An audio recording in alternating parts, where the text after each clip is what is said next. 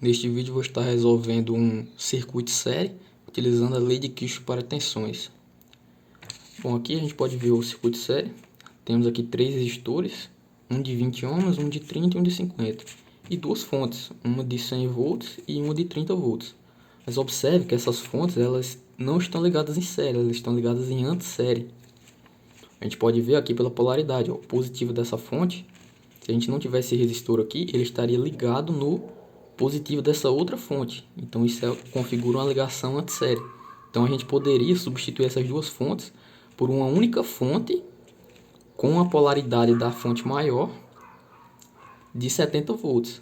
Ou seja, a gente faria 100 menos 30 daria 70 volts e a gente substituiria essas duas por uma só com a polaridade da maior. Aqui algumas características do circuito série, só para a gente relembrar. Ó. A corrente que percorre o circuito é a mesma, ou seja, a corrente que vai percorrer esse circuito aqui, ela vai ser a mesma em todos os componentes. A corrente que passa no R1 é a mesma corrente que passa no R3, que é a mesma corrente que passa no R2. A tensão, ela se divide proporcionalmente aos valores de resistência. Ou seja, como a gente já viu que a gente vai ter uma única fonte aqui de 70 volts, eu vou ter parte desses 70 volts aqui no 20 ohms, parte aqui no 30 e parte aqui no 50. Como que isso vai se dividir? É igual? Não, é proporcional à resistência. Por exemplo, esse resistor R2 aqui de 50 ohms, ele é o maior, ele tem a maior resistência. Então ele vai ter uma maior parcela desses 70 volts, ou seja, vai ficar aqui em torno de 35 volts. A gente vai ver lá no final, e nesses outros dois resistores vai ficar menos tensão. Nesse de 20 ohms vai ser o que vai ficar menos tensão, porque a resistência é menor. Bom, vamos aplicar aqui a lei de Kirchhoff. Qual é a primeira coisa que a gente tem que pensar? A gente tem que escolher um ponto de referência para o circuito. Eu escolhi aqui. Simbolizei aqui por esse símbolo do terra aqui, o GND, o ponto de referência do circuito. Seria o potencial zero. Eu poderia ter escolhido aqui, eu poderia ter escolhido aqui. Tanto faz, poderia ter escolhido qualquer um desses nós aqui.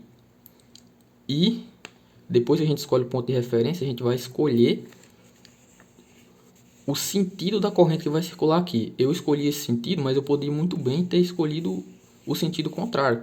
Daria certo do mesmo jeito. E observe que quando a gente faz a lei de Kirchhoff das tensões, a gente não precisa substituir aquela fonte. Eu poderia ter substituído aqui por uma única fonte de 70 volts e ficaria mais fácil. Mas aqui eu quero mostrar que dá para você fazer também sem substituir.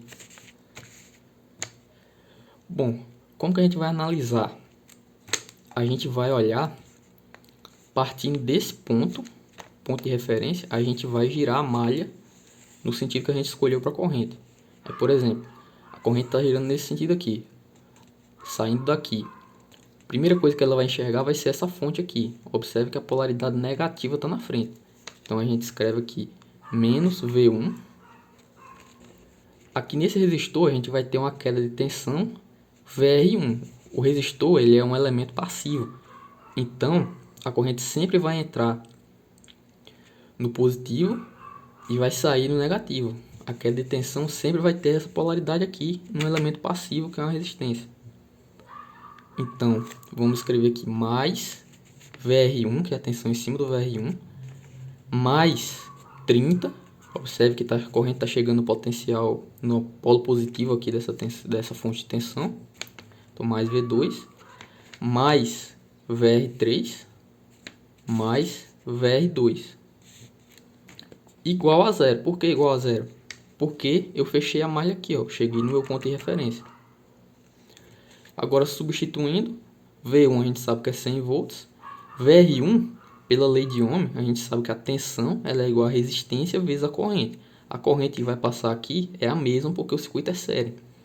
Então, a gente pode substituir esse VR1 aqui, que é a queda de tensão no resistor 1, pelo valor da resistência R1 vezes a corrente. Mais os 30 da fonte de tensão 2. Mesma forma a gente faz aqui no VR3, ó. Queda de tensão no resistor 3 vai ser a resistência no resistor 3 vezes a corrente, que é a mesma em todo o circuito, mais a queda de tensão no resistor 2, que é a resistência 2 vezes a corrente. Tudo isso igual a zero. Substituindo aqui os valores de resistência, a gente vai ficar menos 100 mais 20i, que é a corrente, mais 30 mais 30 vezes I mais 50I igual a zero. Se a gente somar aqui os termos semelhantes, a gente vai ficar com menos 70, porque menos 100 mais 30 dá menos 70, mais 100i, que é 20 mais 30 mais 50. Passando esse 70 para cá, quer dizer, somando 70 dos dois lados aqui, né? A gente vai ficar que a corrente vai ser igual a 70 dividido por 100. A gente pode cortar esses dois zeros aqui para ficar mais fácil. 7 dividido por 10 dá 0,7. Ou seja, a gente tem uma corrente que passa por esse circuito de 0,7 amperes ou 700 miliamperes. Escrevendo aí usando submúltiplo. E se eu quiser saber agora a resistência, quer dizer, a queda de tensão em cada um desses resistores, eu quero saber VR1, VR2 e VR3, para provar aquilo lá que eu falei, que a tensão vai se dividir proporcionalmente aos valores de resistência. Como a gente já tem a corrente, é só jogar na lei de Ohm. VR1 vai ser igual a 20 vezes 0,7 que é a corrente, vai dar 14 volts. VR2, que é o nosso resistor maior, que é de maior resistência, que é de 50 ohms, 50 vezes 0,7 vai dar 35 volts. Observe que a tensão aqui foi maior. E aqui VR3 igual a R3 vezes I, VR3 igual a 30 vezes 0,7, que é a corrente do circuito, vai dar 21 volts. Aqui você pode observar aquilo lá que eu falei no começo. Ó. O resistor de 50 ohms ele tem a maior resistência, então ele vai ter a maior queda de tensão, 35 volts em cima dele. E o resistor R1 ele tem o menor valor de resistência, 20 ohms, então a menor queda de tensão vai ficar em cima dele. A menor parcela da tensão vai ser em cima dele, só 14 volts. Ah, mas eu quero ver se tá certo o que eu fiz. Como que eu posso fazer? Agora que eu tenho os valores de VR1, VR2 e VR3. A gente volta aqui ó, na lei de Kirchhoff das tensões. Menos V1 mais VR1 mais V2 mais VR3 mais VR2 igual a zero. Que foi o que a gente obteve rodando essa malha aqui. Se a gente reescrever isso aqui e substituir os valores que a gente encontrou, a gente vai chegar ao seguinte. VR1 mais VR2 mais VR3 tem que ser igual a V1 menos V2. 14 mais 35 mais 21 dá 70. 100 menos 30 dá 70. Então aqui a gente chegou nessa igualdade. Concluímos aqui que o exercício está certo. Então, é assim que a gente aplica a lei de Kirchhoff das tensões. Não é complicado. Existem vários jeitos da gente resolver esse circuito aqui. A gente poderia ter calculado a resistência equivalente. Nesse caso aqui, como é um circuito simples, seria até mais fácil. A gente poderia ter reduzido essa fonte aqui, como eu falei, trocando ela por uma de 70 volts com a polaridade da maior. Calculado essa resistência equivalente aqui e feito uma lei de Ohm para achar a corrente. Daria no mesmo e ainda seria mais rápido.